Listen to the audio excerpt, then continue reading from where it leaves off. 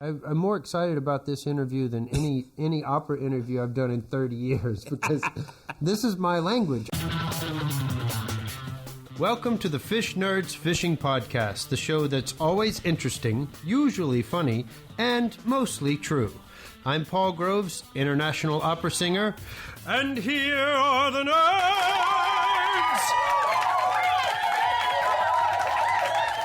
Hello, Dave. I'm Clay. I know. Shall we go to the opera? Oh, let's go to the opera. Oh, shall we? We shan't. We went, I don't believe it, but a couple of fish nerds went to the opera. No, not only did we go to the opera, Dave, but we got invited to go to the opera. Yeah, it was really fabulous. We were down at... What did you know about the opera? What I knew, all I knew was what Bugs Bunny has taught me. Kill the wabbit, kill the wabbit. That's all I know, too. But now I know a lot more. Yeah, so how did we get up at the opera, Dave? So it all happened when we did this WGBH gig. And in the audience, this guy, Sam, who is also the promoter at the Boston Symphony Orchestra. Right, we've been discovered, Dave. We were discovered. And apparently Sam is obviously excellent at his job. And, the best in the business. There is no better. And making connections left and right. And he knew he had a singer coming in that was an avid angler. And he went, oh, wait a minute. I know some people who are like that. I'm going to call the Fish Nerds. Amen. Amen. Absolutely. Thank you so much, Sam. So we get the call and they said, hey, would you guys be interested in talking to a guest opera singer that's coming in down here? And what did we say? Sure. Yeah, hell yeah. Hell yeah. We're there. Yeah. And then we hung the phone up and went, why is he calling us? Is this a trap? Something's crazy happening. But, so we were invited because Paul Groves was coming into town. Now, Groves... My long-lost uncle, Paul. I love that guy. Well, we both love this guy because talk about a fish nerd. Talk about a guy who lives and breathes fishing. He even said early on that he did his singing thing to kind of support his fishing habit, which is awesome. He did. And so we got invited to go to the orchestra, to the Boston Symphony. They even let my wife come. Yeah, they did. Yeah, you and Kristen had a night out. I actually did not want to do the third wheel thing. No. So we booked a hotel in Boston and did the whole thing. Yeah, I decided not to chum up to you guys in the hotel room. It was a big bed. But you got free tickets to go, and before the show... No, Dave. No, screw you and your free tickets. We earned those tickets. Yeah. Those are earned. Earned tickets. So we earned tickets, but before the show, we were told to show up to the stage door and meet them, and we were going to do the interview in his dressing room. Mm-hmm. And security stopped us dead in our tracks. They did. They were like, whoa. Yeah. Where do you think you're going? And you said, do you know who I am? Do you know who I am? I'm going to go on TripAdvisor, and I'm going to leave you a nasty review. Wait till you read my Reddit post. Oh, yeah. You're gone. But, no, we were invited backstage, and we went up to this really nice dressing room. It was a Steinway computer. Steinway piano in it? Yes. Yeah. Steinway piano that had, multi-hundreds of thousands of dollars of musical, instrument there. Yep. And, of course, as soon as we get there, we're like, oh, what kind of goofy things can we do to get pictures of it? So, So anyway, we set up, and then Paul came in, and what a gracious, wonderful guy. Well, look, he came in. You weren't done setting the electronics up yet, which is unfortunate. It is, totally. Because he immediately sat down at the piano, and he's one of those musicians that is at a level of musicianship that you and I dream about. Yeah. I mean, it's just unbelievable. He sits down, puts his hands on the keys, and then magically, beautiful noise comes out of the piano. and he was like playing like Billy Joel songs or something, but singing them better than Billy Joel. Oh, no, he was playing Journey is what he was playing. Okay, singing better than Journey. I don't know who sings for Journey. Yeah, So, it was unbelievable how So he good. was doing Journey.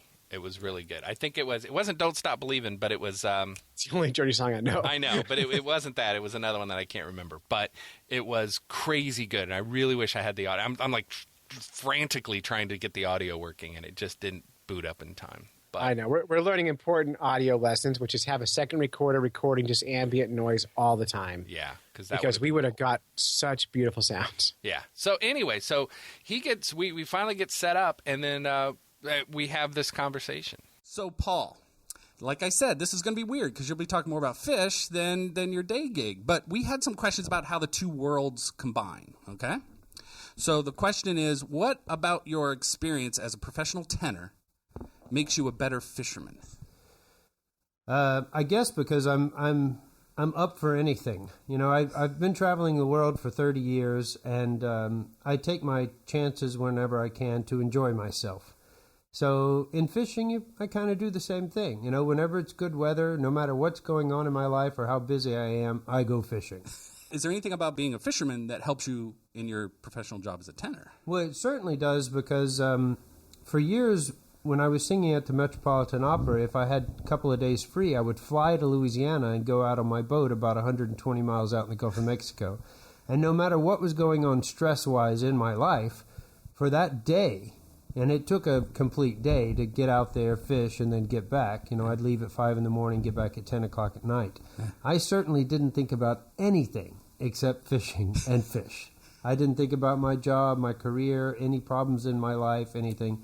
It has always been a complete escape for me. No matter what's going on in my life, when I'm there, I only think about fishing and catching. So When you're out on your boat, are you playing music? Yes, or is it always. dead? So what kind of music are you playing when you want to get the big ones? What are you playing out there? Tuna love Led Zeppelin. I have to tell you. I thought they might. I always, if I'm chumming for tuna, or they love Led Zeppelin. Wahoo, I catch a lot trolling when we're listening to Journey. Yeah. That's a Now, good would you one. think for tuna it would be like the Immigrant Song, be like the big one? Yeah, 'Cause they got yeah. that, "Wah!" Come from a land with the ice and snow. Yes. Yeah, to me that would be that's what I would play too. We don't have a lot of ice and snow in the Gulf of Mexico, but yeah. But no, they really, I don't know why. Usually we catch tuna with Led Zeppelin, though. That's kind of funny.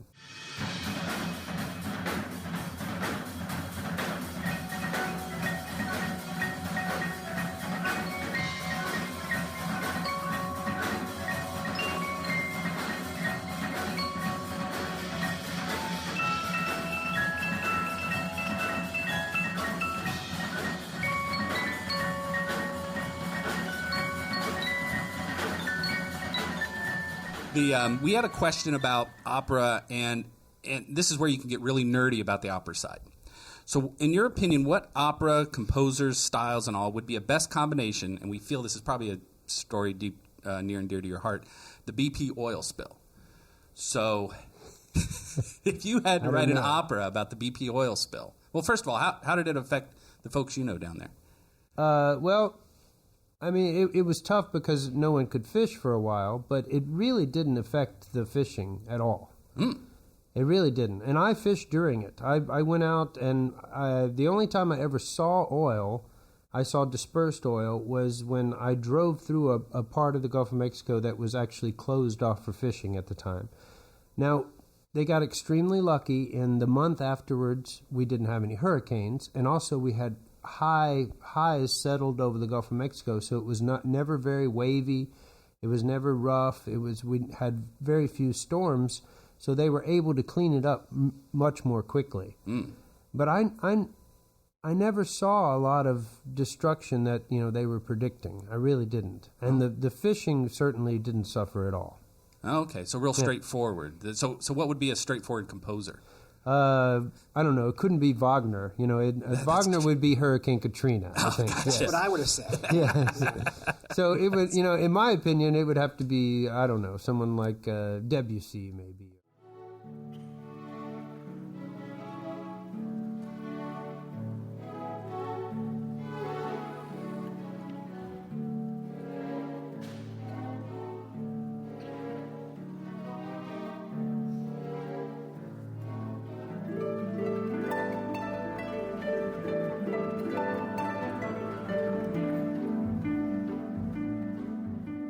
little more calm than we were led to believe it was. Yeah.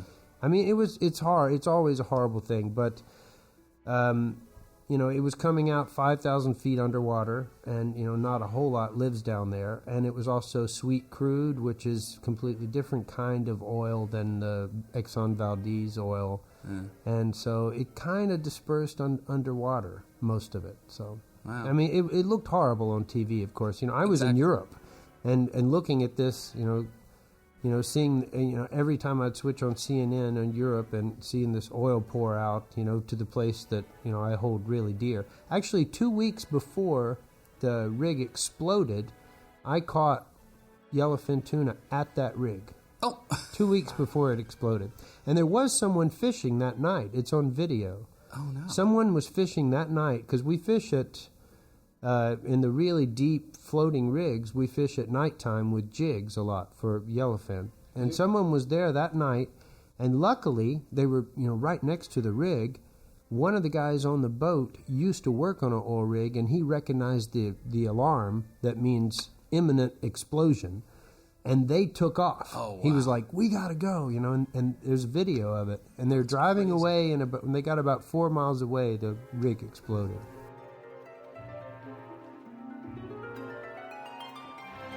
So do the rigs provide like habitat and structure when you're fishing? Is that why you go near them? Or is it Yes. They're basically giant coral reefs, because they put them in the water, and then they're there for, some of them have been there for 40 years. Oh, so all kinds of stuff grows on them. Yeah, and everything, and all the smaller fish come, and the bait fish come, and therefore the bigger fish come. So it's just because we don't have a lot, we have a couple of big reefs out in the Gulf of Mexico, but they're far, far from land. And we have thousands of oil rigs. I mean, incredible amounts. And, once they put them there, it's like an aquarium down there. I've been scuba diving around them, and they're just thousands of fish circling.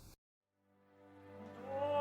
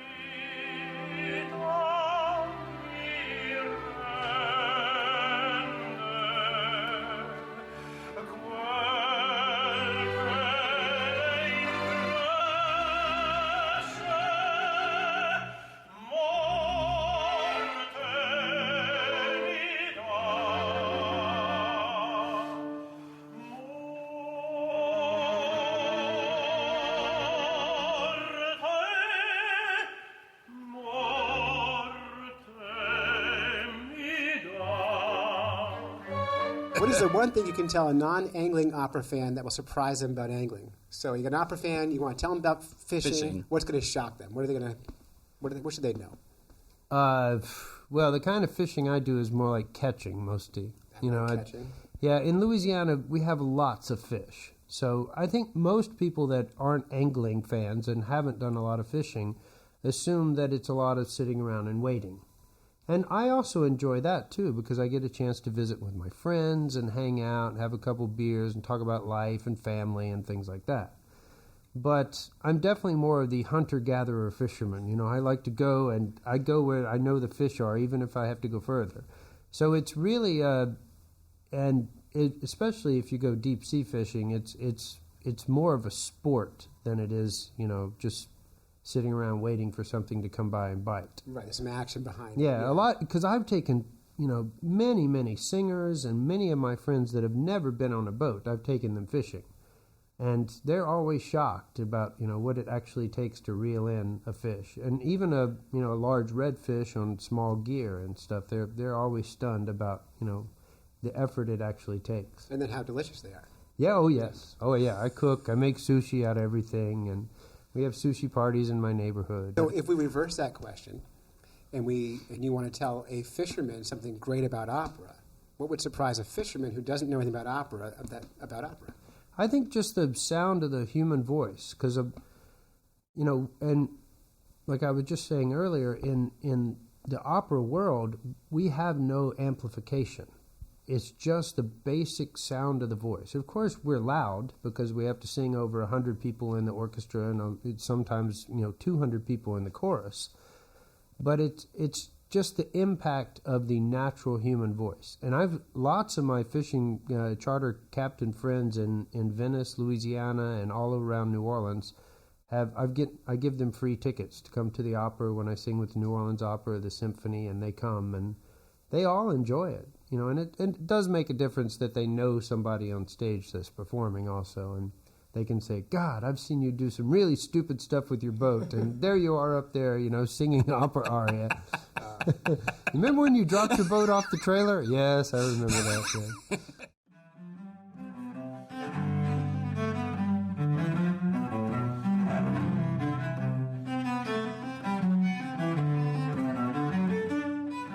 For years, before I had children, surely, I supported my fishing habit by singing because, it can get expensive, especially if you're going a long way in a big boat. But, I'm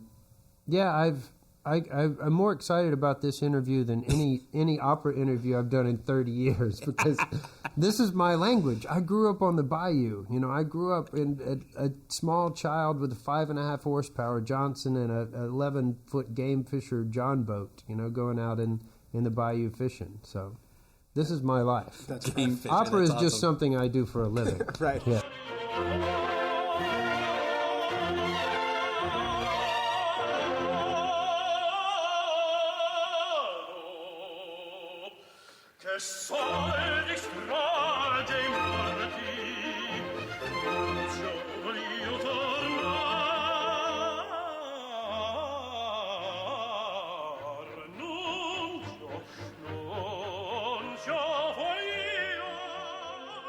So in the terrible. bayou, I'm always fascinated how different names of fish. So like down there you have bowfin, but you call them something else. You call them- Gar?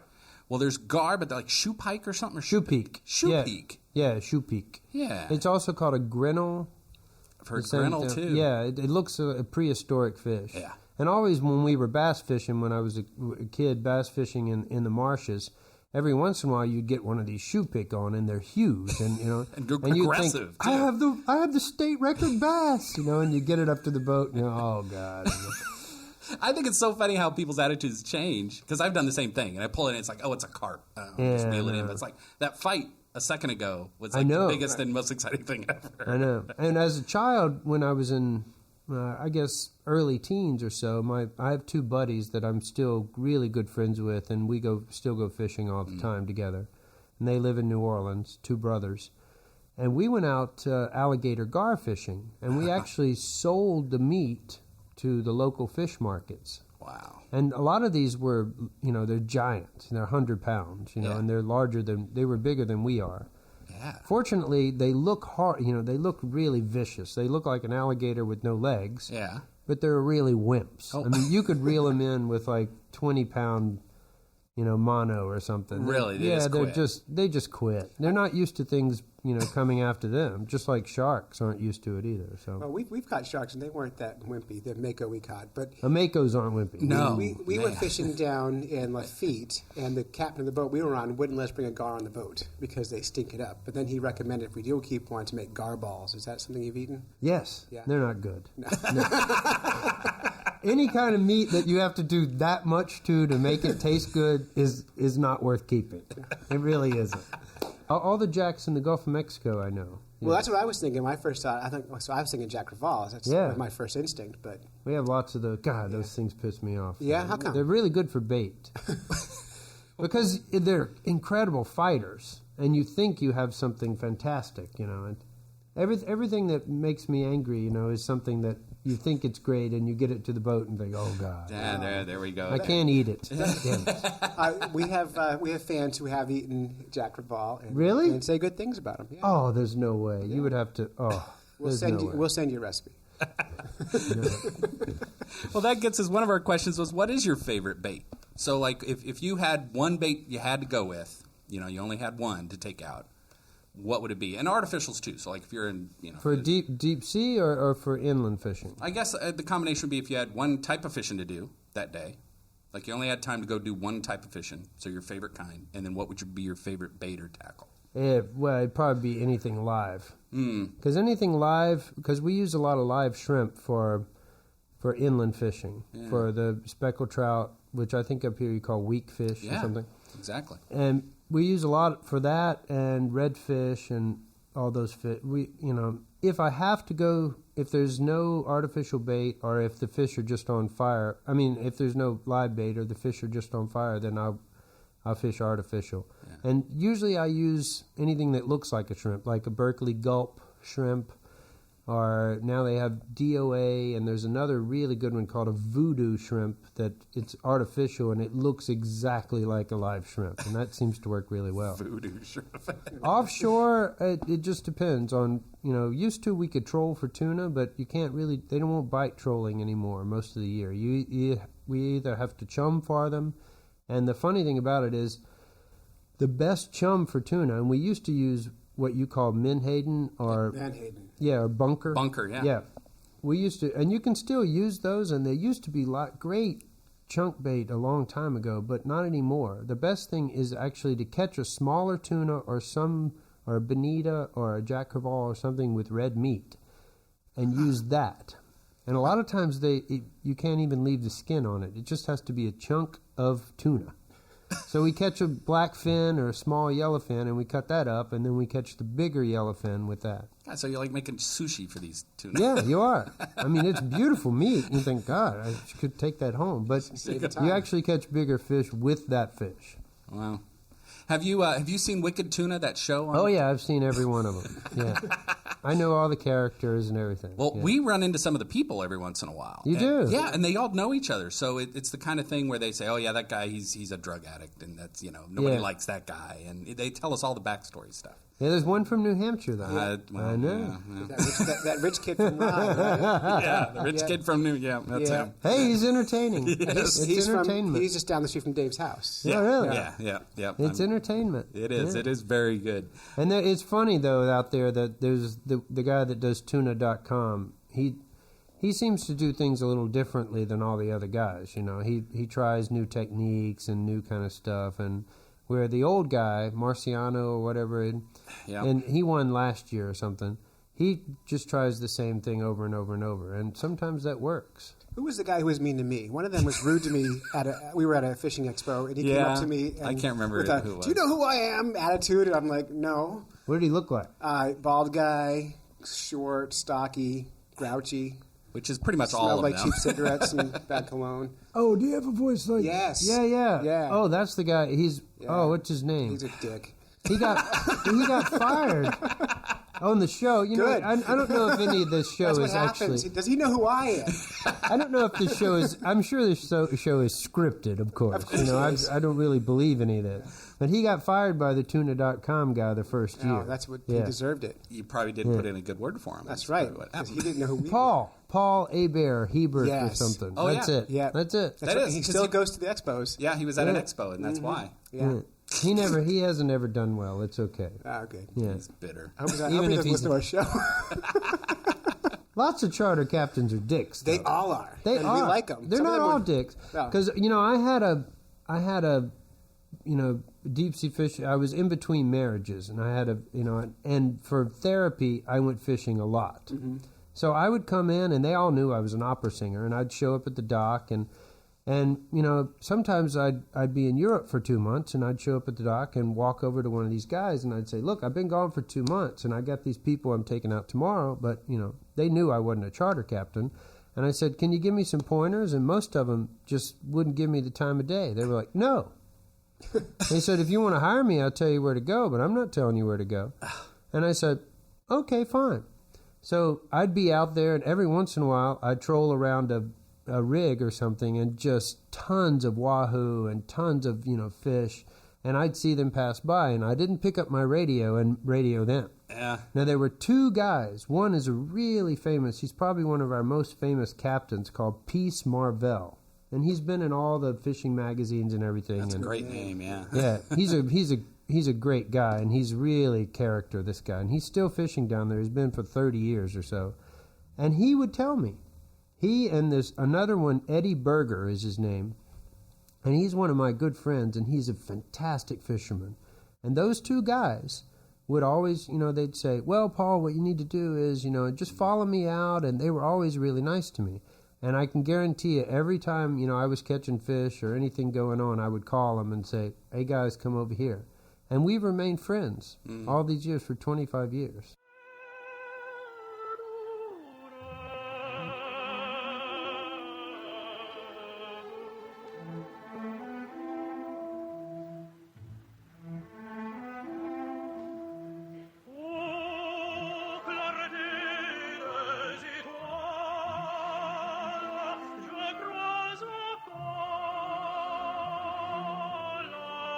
Louisiana, we don't have there's not a lot of population on the coast, so there's plenty of places to go fish by yourself, and there's not that much pressure for fishing, even offshore.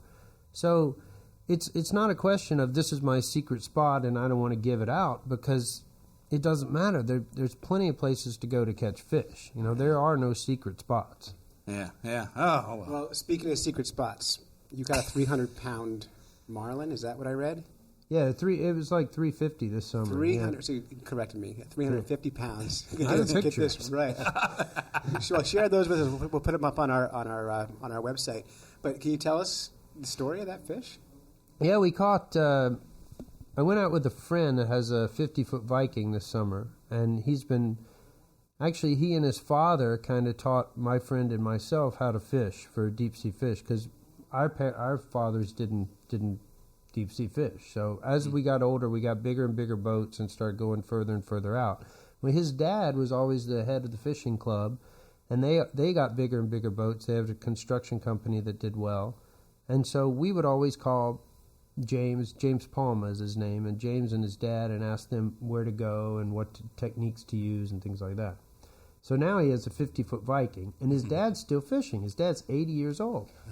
So he called me this summer, and he said, hey, Paul, he said, look, do you have any time off this summer? Because I think this might be my dad's last summer to go. Because they leave on Thursday afternoon, and they go 150 miles out or so, and they stay until Sunday, come back at Sunday afternoon. Just sleeping on the boat? Yeah. I mean, it had 3 bedrooms. It's a 50-foot boat, right? Yeah, so, it's a really nice boat. So he said, it might be my dad's last trip, and my dad said, why don't we invite Paul, if it's going to be my last trip. So anyway, so I went, and it was beautiful weather the whole time, and we got out. First I caught a like 80-pound Nassau grouper, and because we bottom fish first, and we caught lots of stuff. And then we went over to a really famous rig out there. It's one of the oldest semi-submersible rigs. It's on 4,000 feet of water. It's called the Auger. And it was always something when we were kids, we were always trying to get a boat, because it's 130 statute miles away from the land. So we were always thinking, God, if we could just get out there. And it was always too far away though, So anyway, we were out there fishing, and we caught tuna all night long. And the next morning, we had asleep for a few hours, and the next morning James says, all right, let's start trolling around. It's the same rig where we caught tuna the night before, so we just started trolling around. And there were 4 other guys, including James' dad, and they were inside eating breakfast. So I'm standing back there, and we're trolling around. He's got these giant 80 wides and huge Marlin lures. And I'm thinking, God, we were just here all night. What are the chances there's a marlin, And about that time, one of the outriggers went off and just started screaming out. So James is up in the flybridge driving, and I clear and just going out, and I clear all the lines by myself, and I put everything down. I get in the chair, and I strap in and everything, and then one of the guys comes out and goes, what's going on? I'm by myself, and I'm like, I got a marlin. And he was like, really? Yeah, so, I fought it for about an hour or so and got it to the side, and we took some great pictures and released it, and we went around again, I guess 2 more times, and we got another one.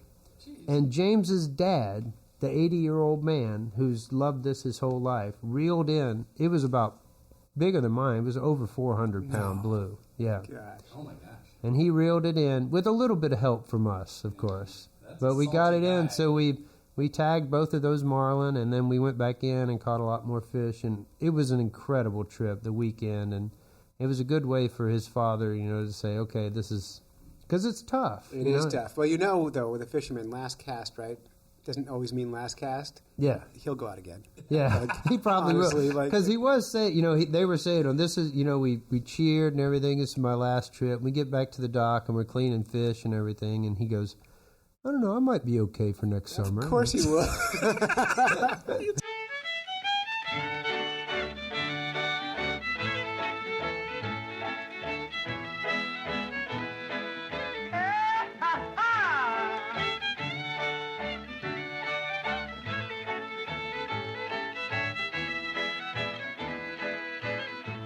So the name of this quiz, is it a fish or is it an instrument? So we're going to test your fish knowledge and your knowledge of music. And so... Okay, uh-oh. Yeah. So we're going to see which one you know better. Boo Bam.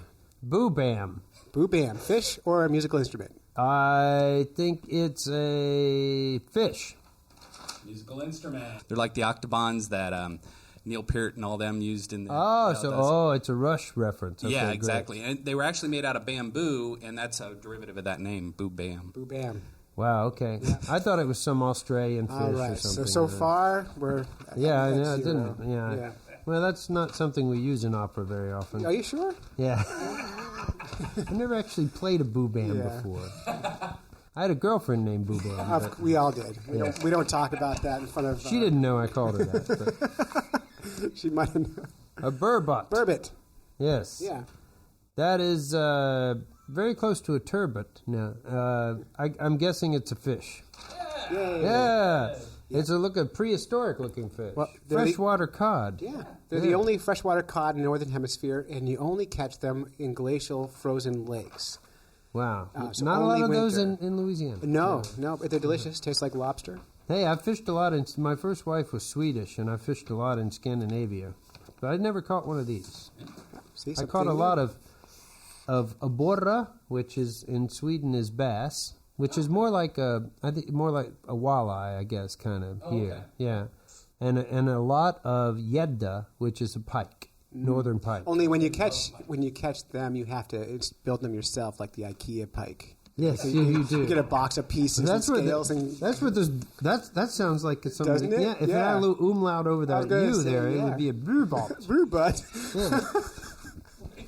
It is a chaise lounge. Yes.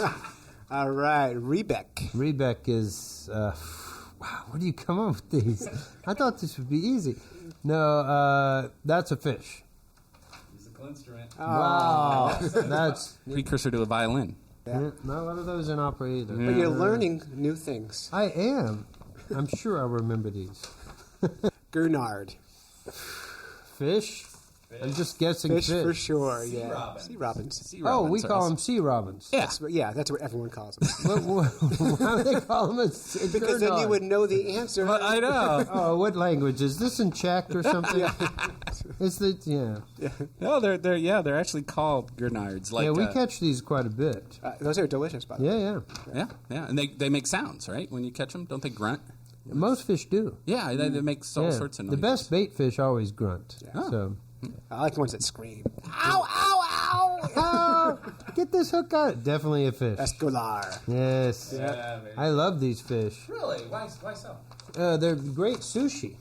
They're really white meat, and they're fantastic sushi. It's almost like a Chilean sea bass kind of thing. Actually, I think this is a Chilean sea bass, isn't it? No, those are... what do they call Patagonian toothfish. Yeah, which is why they named it Chilean sea bass, because that doesn't sound very good. I know, a toothfish, yeah. So. It's just like we catch a lot of sheephead and sheep's head. Yep. Yeah, you caught one of those. I did. Yeah, we catch tons. On last Sunday, I caught probably 42 of them. I want to catch 42. And some of them are giant. Monster, delicious, too. Don't they have, like, human teeth? Yeah, they have teeth like... Because they shell crackers. Yeah, and they... Really, the teeth are hilarious looking. But on menus now, they don't call them sheephead or sheep's head. They call them bay snapper. Yes. Yes. Well, we saw, I was in Virginia Beach last week, and they don't call striped bass at restaurants. They call them rockfish. Yeah, I saw that. Yeah, I know. So it's tricky. I know. It's kind of funny. But I think, bay snapper. It's like, what the hell's a bay snapper? Is that a gray snapper, a mangrove? And if you really want to test the restaurant, ask the waiter and see. They don't know. They usually don't. No. Although more and more, they're finding that patrons want to know more about the fish, and people who are aware of fish and all that really are asking the questions. They're having to school the waiters and servers and that. We have one new restaurant now in New Orleans called Pêche. You know, it has to have a French name, of course, but it's all local fish. It's a fantastic restaurant, and they only use local fish. And there's so many good ones. Yeah, they are definitely a fish. I've had lots of those. It's a perch pike. Yeah. Wow. It's like a walleye. Yeah. Yeah. Very The good. Zander that's the German name. Yeah. Yeah. Perch pike, I've had tons of those. I've never seen one. There's a great fish restaurant outside of Salzburg, Austria, which I spent 13 summers there. And they serve this, and it's fantastic. Dave, we need to travel the world now. We need to get jobs as opera singers, and then we can fund our Fish Nerds show. Oh, Damra. I think that's a musical instrument. It is the Russian lute. Yes. There you go. Domra. Damra. Jelani druk. That sounds Klingonish to me. It does. That actually means my best friend in Russian. Does it? Yes. Oh, Drugi. I remember from Clockwork Orange, they had all that Russian slang in that. Yeah. Wamola. That's got to be a fish. I mean, I think it's a hula hoop. no. It's a bass instrument. The band Primus, that's one of the main things they use. It's a whammy bar, and it's got one string, and you play it with a stick, and it makes those funky... Oh, you know, they have the theme song for South Park. Yes, they And do. They use this. That's Yeah. that sound. Yeah. Wamola. Yeah. Who knew? Wamola. Apparently you knew. Dizzy. D-I-Z-I. I'm guessing a fish. Another. It's a flute. And not only is it a flute, but it's a Chinese flute used in folk music as well as Chinese opera. I did a Chinese opera at the Met. How are we supposed to believe you? You don't You don't know I don't anything. We're play leaving. this. And plus, we were singing in English. All right. How The many first languages do you 15 sing in? Yeah. Oh God, I've done tons. I mean, I don't know, probably 8 or 9 different languages. And do you have to know what you're singing to do it Yeah, right? well, Does it help you? Yeah, but you know, when you get to languages like Polish, you know, I don't speak Polish. You find someone that speaks Polish, and you have a Polish coach, and you know, you do the best you can. But you know, I've done Czech, I've done Polish, I've done lots of Russian operas, and you know, of course, all the German, French, Spanish, you know, Italian, all those things. That's cool. But it's kind of funny to, you know, I was doing a Czech opera in Frankfurt 4 years ago, and there was one guy that was Czech in the cast, and he had a very small role, and the rest of us were just making up a language. Oh, that's really funny. I mean, you know, there I was in the love scene with the soprano, and we're both singing in this just nonsense. It just, you know, I knew what the words meant, but unless you really live the words, because I can speak, you know, the Romance languages and stuff in German, but in that, you know, it's just, it gets to be phonetics. silly after Yeah. a while.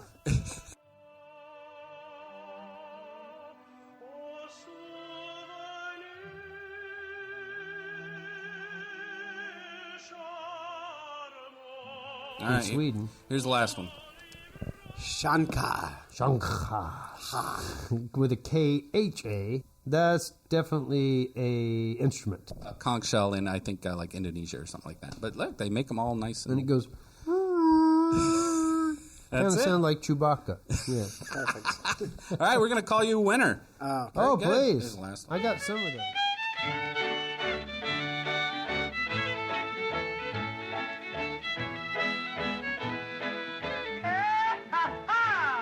I've eaten state Louisiana and some golf records we've Huh? eaten and didn't know. And then we caught 8 or 9 years ago. We were 100 miles out or so, and we caught 2 of these giant fish that looked like pompano, but they were about 25 pounds. So, and you know, 10 minutes apart. So we took some good pictures and let them go, and we had no idea what they were. And I kept saying, it looks like a pompano, but you know, it's way too big, and it had an extra fin on it. Yeah. Well, So we threw them away, and we put them back in, and we got back in, and they were African pompano. Oh. And at the time, the Gulf record for an African pompano, the Gulf record, not the Atlantic record, was like 14 pounds. And these were about 25. You crushed it? Had no idea. And the state record was 12. Oh. But you know what? The reason is that they're very rare. I've never caught another one and hadn't caught one before. So yeah, we have a friend who caught a triggerfish off of Portsmouth, New Hampshire, which is way outside their own habitat. So he got the state record because no one's ever seen one there before. Yeah, so no. Well, with the warming waters, we're getting stranger and stranger fish. Yeah, we're getting black sea bass up here, which we never had before, and they're starting to move up. Yeah, and I fished a lot in California, too, and then for a couple of years there during the El Nino, we went out longfin tuna, which is albacore tuna fishing, and we caught some striped marlin, which they never have. The water was warm enough for that, which is pretty odd. Yeah. Well, you never know. You never know. Fish get lost, too. They do. Which I was looking at Louisiana fishing regulations. And first of all, have you ever fished with a yo-yo? No. But you know what it is. Yeah. What I've is never it? fished with it. Could you tell our listeners what it is? Not really. But it's illegal. Yeah. Right? Well, no, apparently you can have no more than 50 yo-yos for one person. So you can have 50 yo-yos if you want. That's a lot of yo-yos. That is a lot of yo-yos. That's a lot of yeah. Well, as you know, the fishing regulations change every year. I mean, what we're really fighting now is in Louisiana the big concern are the red snapper regulations. Oh, how so?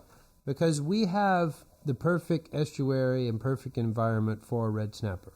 We have the right water, they have Mississippi River coming out. We have the right water depth. We have all these oil rigs, which are structured. And it's Gulf regulated. It's not state regulated. Oh. Is it because of how far out you're going? No, you don't have to go very far out. And in the winter, you don't have to go very far at all because they come up to 50 feet deep or so. But the problem is it's Gulf regulated. So in Louisiana, we have an environment for the red snapper, which is we have incredible numbers of these fish. And they're very aggressive compared to all the other snapper and grouper. Red snapper, very aggressive.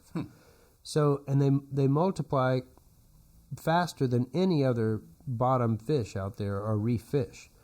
And we don't have, like I said before, we don't have the population of fishermen. We have very few people along the coast. Like my brother always said, along the coast in Louisiana, we have shrimpers and future shrimpers. Nice. But in Florida, there's a huge population of people on the coast and lots of fishermen. In Texas, the same thing. And they don't have the same environment, the same amount of oil rigs and reefs that we do.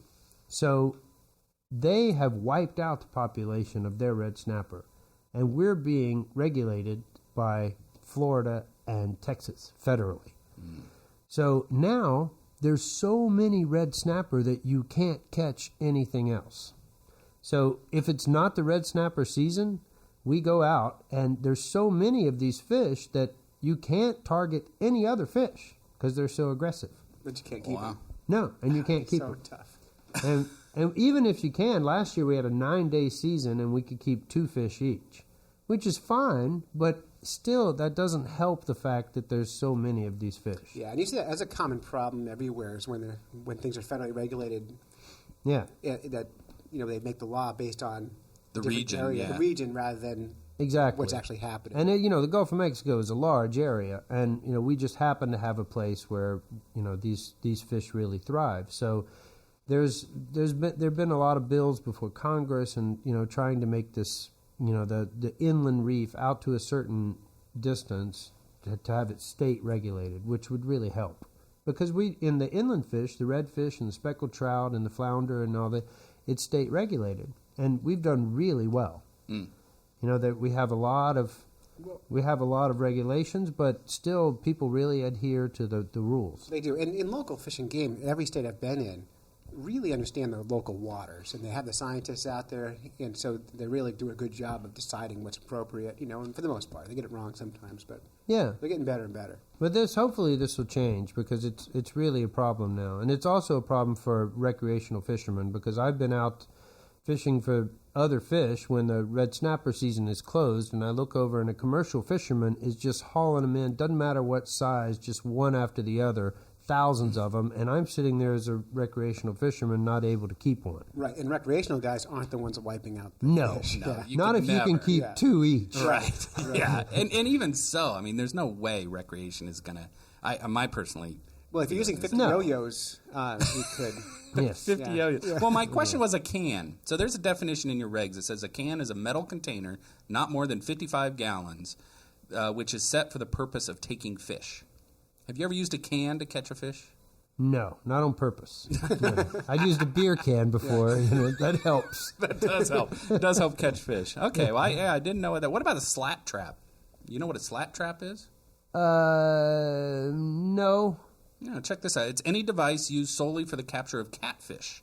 Yeah, they almost look like I don't think we called them that, but they're almost like it looks like a lobster trap. Yeah, they look big, and they're just for catfish. Yeah.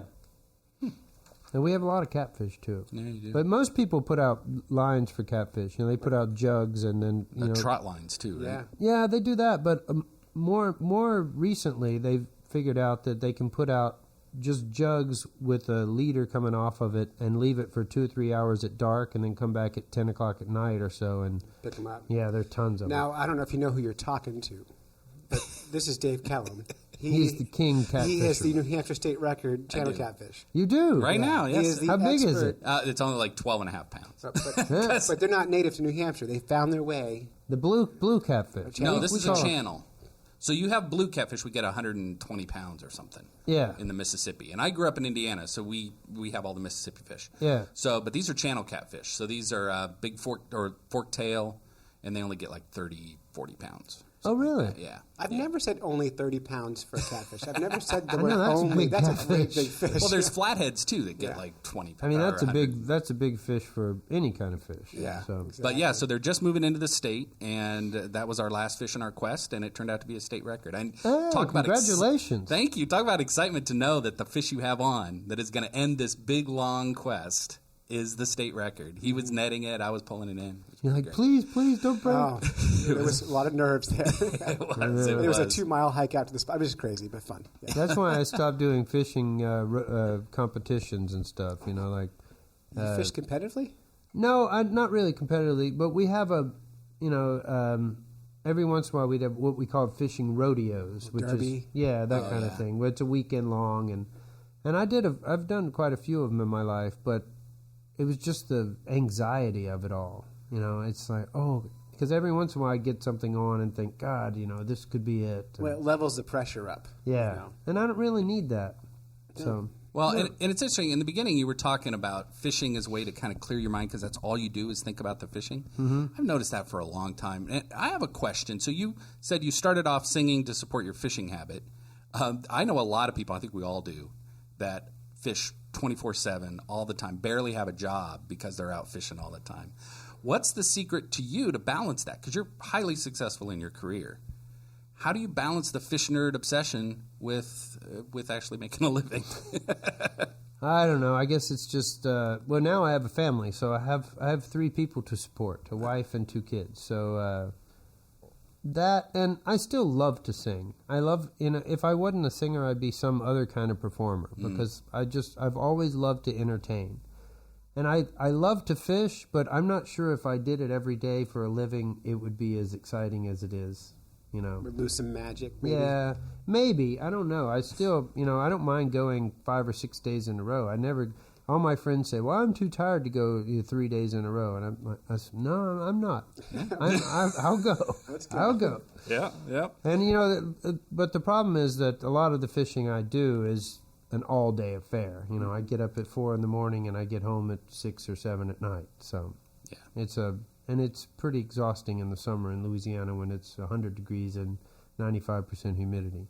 Now, that's tough to do, too, with the kids, too. You have to, you tailor what you're doing to what your family wants to do. And if you're on the road all the time and you come home... And I come home and I get straight in my boat and go fishing, which I have done. I know, Yes. I bet you have. Well, my wife knew this because she was my first mate before we had kids. So she went fishing with me a lot. And she knew this. When we got together, she had some idea that, fishing was going to take up a lot of my time when I was home. Yeah, and because you make a good living, probably it's okay. Yeah, it's fine. That's probably okay. She doesn't mind. If you're in Louisiana, I can take you fishing.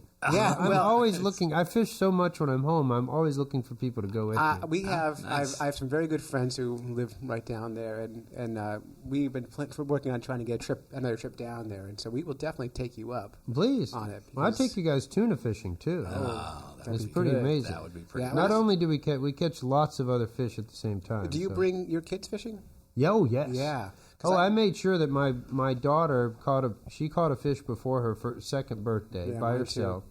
Yeah. and my son's caught a lot of fish, and he'll be 5 in May. Perfect. Yeah, we were out on the boat on last Sunday. So. Oh, that's great. We'll come down with our family. Our kids are the same age, and we'll have a great time. Yeah. Well, and it's too bad the winter is so weird. We would have taken you ice fishing when you were up here. Yeah, it'd have been great. I don't think I was prepared for it, clothing-wise. Yeah, we could have found you something this time. Very good. Paul, thanks so much. Hey, thank you guys. Please, it's been a pleasure. From Symphony Hall in Boston, I'm Ron Della Chiesa. Welcome to a WCRB broadcast of the Boston Symphony Orchestra.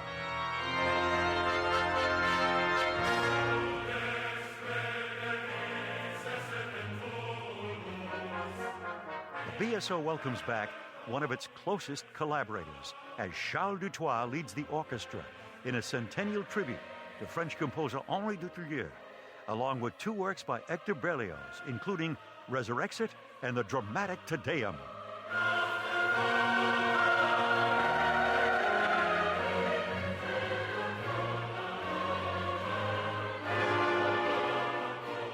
Charles Dutoit conducts music by Dutilleux, as well as the Te Deum by Berlioz, with tenor Paul Groves, Voices Boston, and the Tanglewood Festival Chorus. It's all coming up on this Boston Symphony Orchestra broadcast from WCRB, a part of WGBH Boston.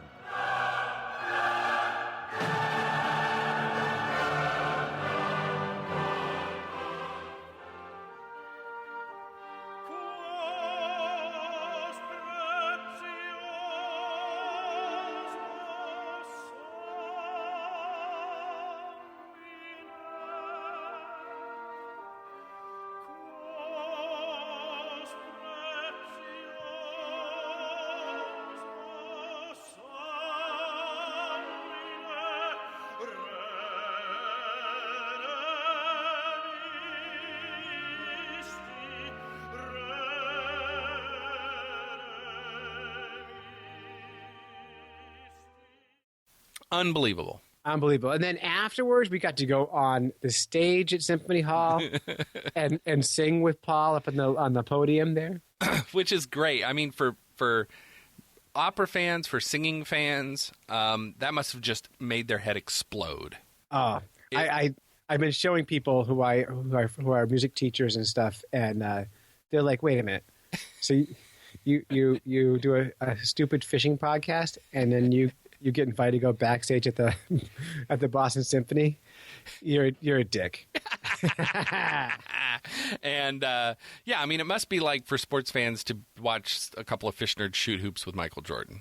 I mean, right. Which, by the way, Michael Jordan, if you're listening, yeah, we'll take you as long as you got fish stories to tell. We're in. Yeah, that's right. Well, Michael Keaton apparently is an angler. Really? Yes, he's Batman. Cool. Batman. Perfect. And then also the Fonz. The Fonz, and also The Rock. The Rock, yes. And he's actually, probably of all those anglers, he's probably the most like us. Really? Yeah. Because we're so tough. Exactly. We have the chiseled features of a rock.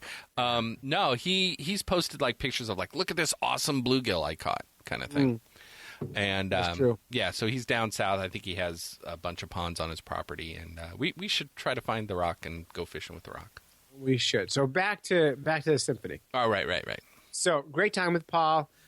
Great, just a really nice guy. Invite us to go to Louisiana and visit him and go fishing at the oil rigs with him. So we're in on that someday, Dave. It's going to happen. Yeah, we just need to make a absolutely. little bit of money first. Right. But so Chris and I went to the show, and we sat through the first half, and no Paul Groves. We had our break, a glass of wine. Second half, He's on stage. And I'm like, I know him. I know that guy. I'm like, I want to yell. And she's like, tell me to shut up. Because, Nice. I'm like, Paul! Uncle Paul! And she's like, shut up. And then it's like 45 minutes. Nothing happens. Just, music playing. It's all great. Is he sitting up there? Just sitting on stage. Just sitting in a chair for 45 minutes. Not doing anything. Just looking like he's important. Right? And then, finally, he stands up. He sings for like 6 minutes. Yeah. And the show's over. He got his own dressing room. Yeah, nice one. And he sang for 6 minutes. Wow. This guy's a superstar. He is a superstar. Yeah. I mean, that's really like, having Michael Jordan come in and take a shot. Right. He didn't even sweat. Yeah. So, yeah. And then he invited us backstage after the show. And Kristen and I went backstage afterwards, and we got to meet the maestro, who had the greatest cartoon hair of all time. And nice. Those people really take, they want to be called maestro. Oh, I called him maestro. Yeah, they take it very seriously. It's a thing. Yeah, that's good. I'm glad you did that. Yeah, I was following Paul's lead. Oh, good. Yeah. Good. So, which is also good because I would not have been able to say the maestro's name. That's probably why they call him maestro. I know. I just wanted to go, man, your hair is fabulous. This is the greatest hair I've ever seen in my life. And by the way, I'm jealous of anyone who has hair on top of it. Right. But this was outstanding hair. It was insane. Oh, okay. Yeah. But anyway, great time with Paul. If you haven't been to the Boston Symphony, bring your wife. Yes. Or your girlfriend or your boyfriend or whoever it is. Bring someone. It's a good date night. Yeah. And a really cool thing about it, Dave, I was shocked by this. We spent a lot of time thinking about what to wear. Kristen made me buy a new suit and everything. Oh, yeah. And you really can wear anything. Really? Like there were people with jeans and T-shirts all the way through like crazy white suits and Timberland boots, really urban looking, like rapper looking people through like hoity-toity people wearing tuxedos, like and everything in between. Wow, so interesting. You really can. It's accessible. As long as you got $120 for tickets, it's accessible. Right. And an interesting time. I'm glad our tickets were free because I don't know how to pay that kind of money for tickets to things, but we had a good time. That's great. And Kristen was impressed with me because we had this kind of unfettered access. I know. Place. Yeah, kind total of win. rock star stuff. Big win for the Fish Nerds. Yeah, awesome. Yeah. Wow. Cannot thank Sam and Paul enough. It was just really wonderful.